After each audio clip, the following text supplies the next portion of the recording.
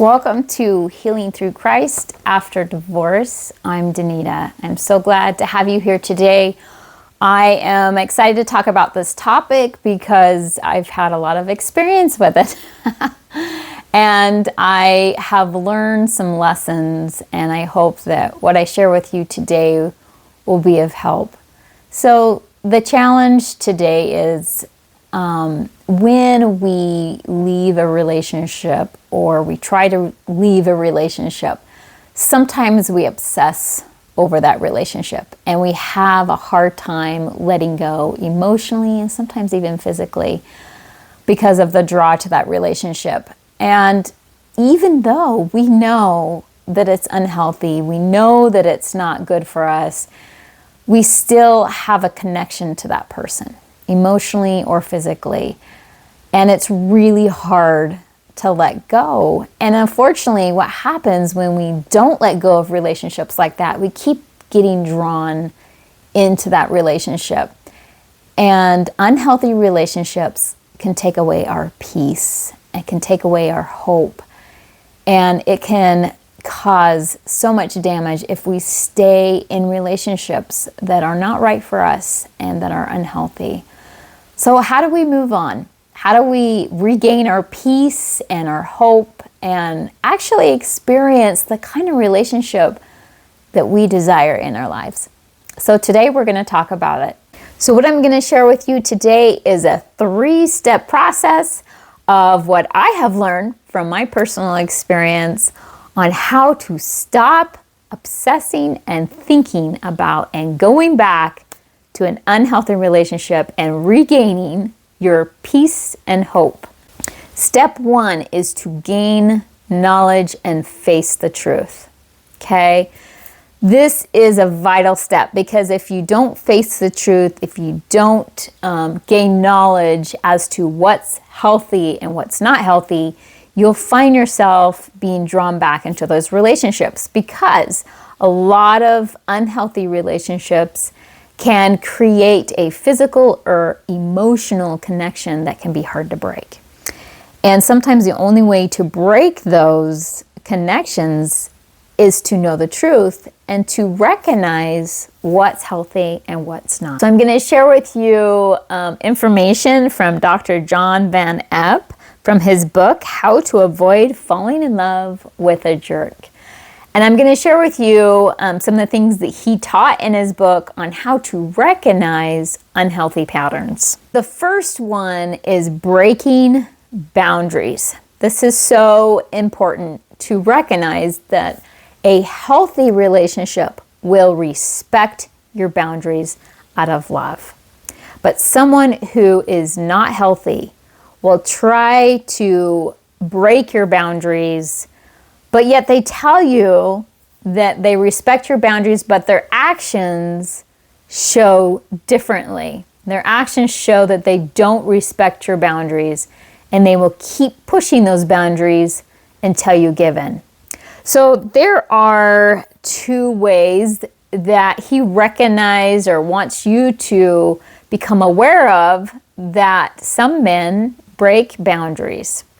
Number 1 is men who are a player. And we've heard this word many times. And sometimes we don't always recognize a player, but usually a player has an insatiable appetite for attention and the intoxicating excitement of infatuation.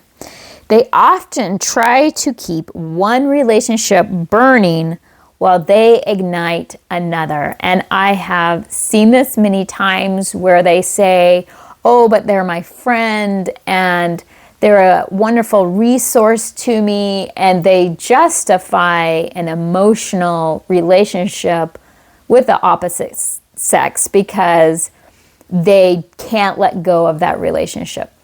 Or you go out into public or you notice that they need constant attention from other women and you're not quite enough, right? And so these are signs of a player. Watch how they interact with other women. And when they're with you, Do they still need or talk about other women? Are they still reaching out to other women because they need that attention or they just can't let them go? The second thing to identify an unhealthy relationship, or as he puts it, a jerk, is that they have utter inability to ever see anything from anyone else's perspective. Now, this can be confusing because some men can come across as, I'm listening to you, I understand you, but I want you to recognize how you feel after talking to them. And here are some things to recognize. Over time, you feel a void of never being understood or validated. They turn the conversation back to themselves rather than trying to understand you and asking you questions. It always goes back to them. And then also, you feel invisible to the person. And this sometimes can be confusing because some men they have moments where they will love bomb you and make you feel like you're the most amazing person in the world and I love you so much and you're so incredible. But if the majority of the time you feel invisible and you're not a priority, then that's a red flag. The third pattern that you need to watch for is that they have a dangerous lack of emotional control and balance. Now, this can go between one side to the other, okay? One side is they are out of control emotionally and they respond in extreme ways. The other side is that they show no emotion at all. They just act like they don't care. And those two extremes are a sign that they are not emotionally stable and don't know how to deal with their emotions. So part 2 of step 1, which is gain knowledge and face the truth, I'm going to ask you 8 questions about a relationship. So I want you to think about the relationship that you're struggling with to let go emotionally or physically, and I want you to get a pen and paper and I want you to write down these questions and take time this week to really think about the answer to these questions and be as truthful as you can. Question number 1, if I ignore his words and looked at his actions, what conclusion would I reach?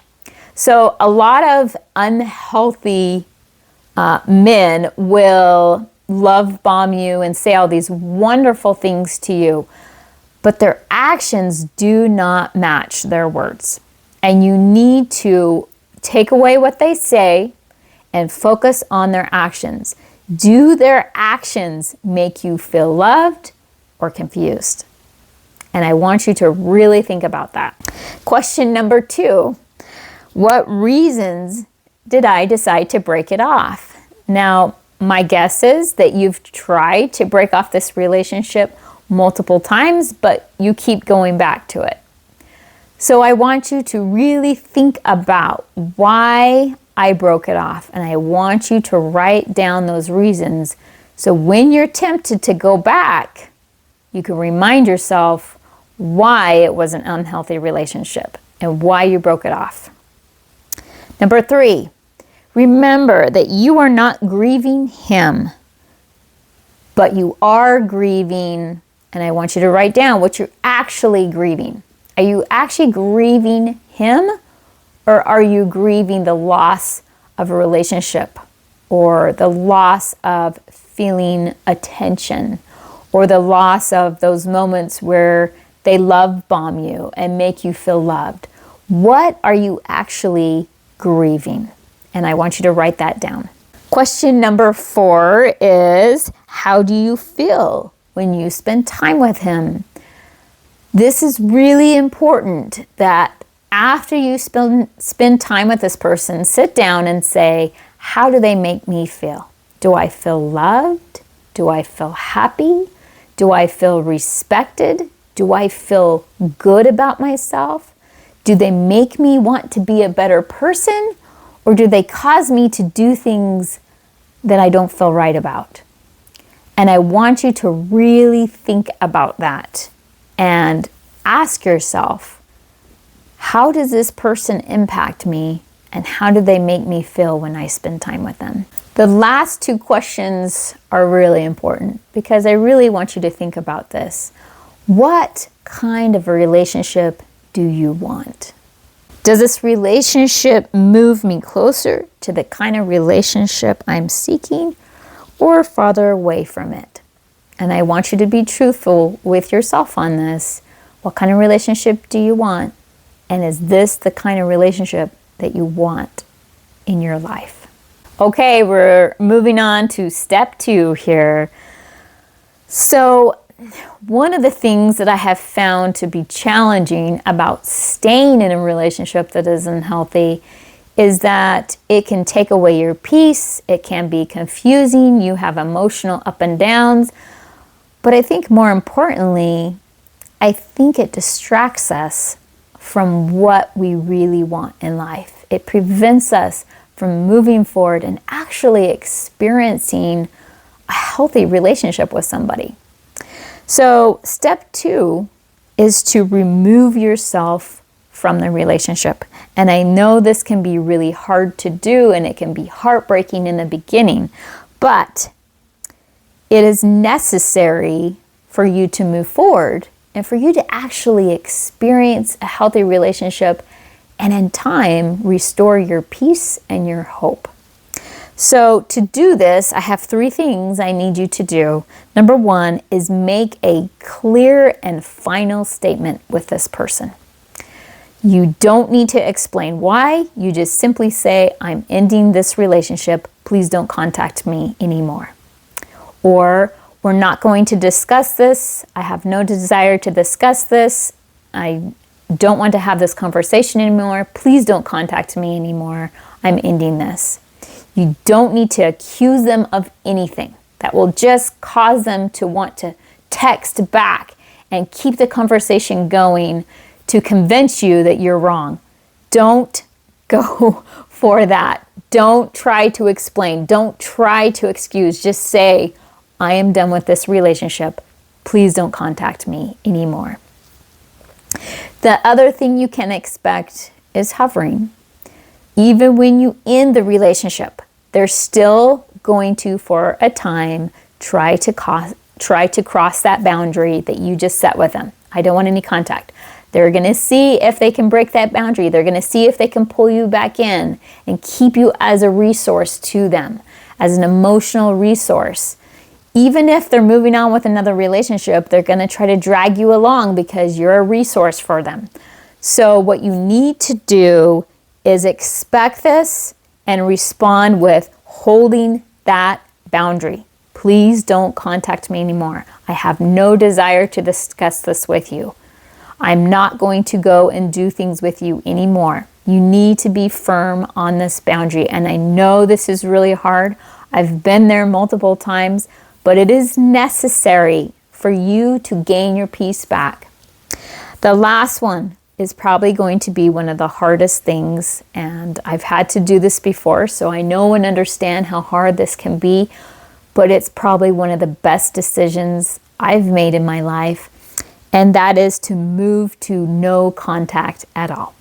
Some of them most likely will still want you as a resource for them, as your friend. But don't do this if you know that this relationship will only bring you down and will only cause you pain. It is not worth it. Because here's the thing. Each interaction can restart the emotional attachment. If you keep contact with them, even if it's just as friends, every time they reach out, it's going to reopen your wound and that attachment, and you're going to find it harder and harder to let go. You need to disconnect from this person permanently if possible. Now, I know that in situations where it's a divorce and you have children together, there has to be some communication with this person, and it is really hard and it is necessary at times.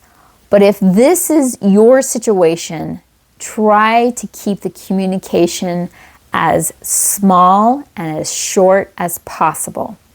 And just answer questions with clarity and no excuses, no accusations, because that's how they pull you back in. Just keep it as truthful and with facts as you can, and as little communication as possible to avoid getting hurt or pulled back into the relationship.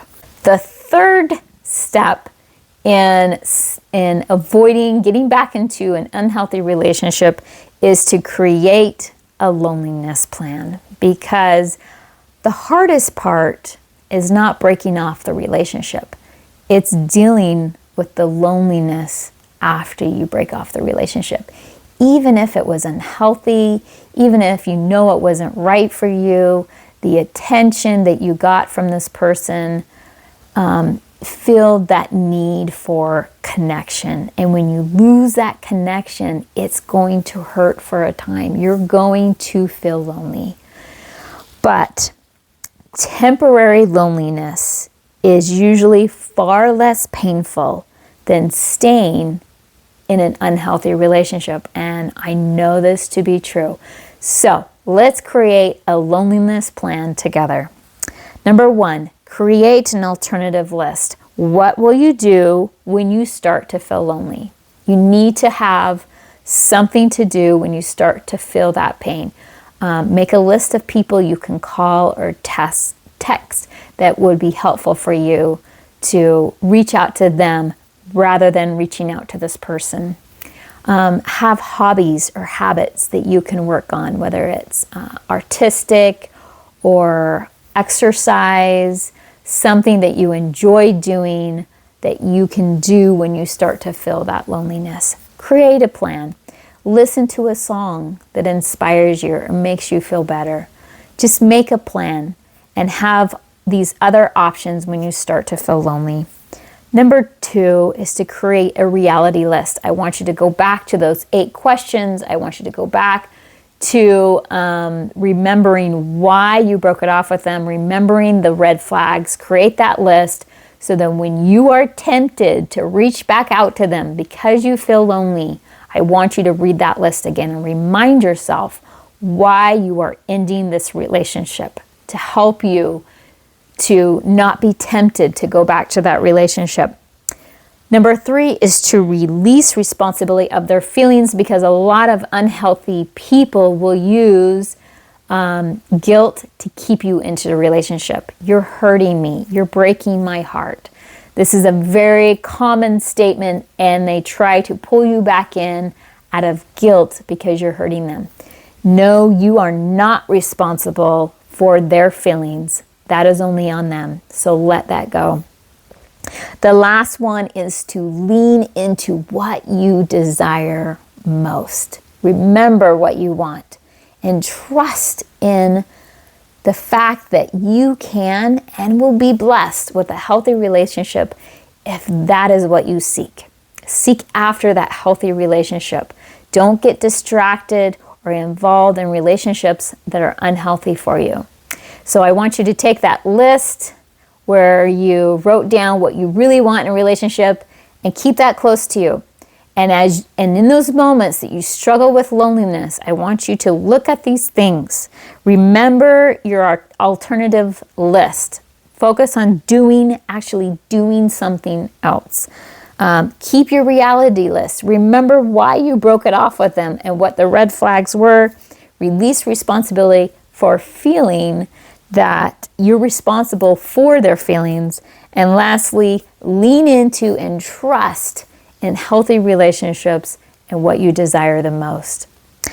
So I remember when I was struggling with a relationship, and I was speaking to a counselor, and they were telling me, you need to be firm with these boundaries. This is how you need to respond. And I said, look, I can't do this. I've tried to do this.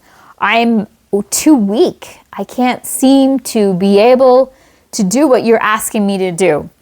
And he said, okay, I want you to go open your Bible dictionary and I want you to read about the word grace.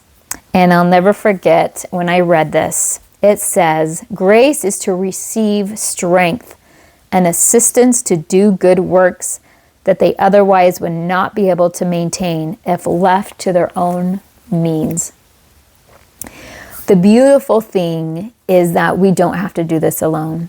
And we shouldn't do this alone. We can't do this alone. The atonement of Jesus Christ is what gives us the strength to do things that we can't do on our own.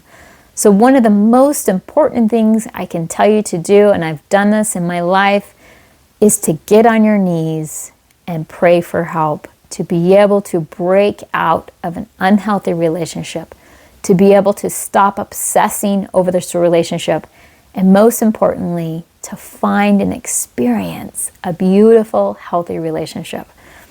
And I promise as you do these things, the Lord will hear your prayers and you will be blessed with the strength to do what you need to do so you can regain peace and hope in your life. I hope you have a wonderful day. I'll talk to you soon.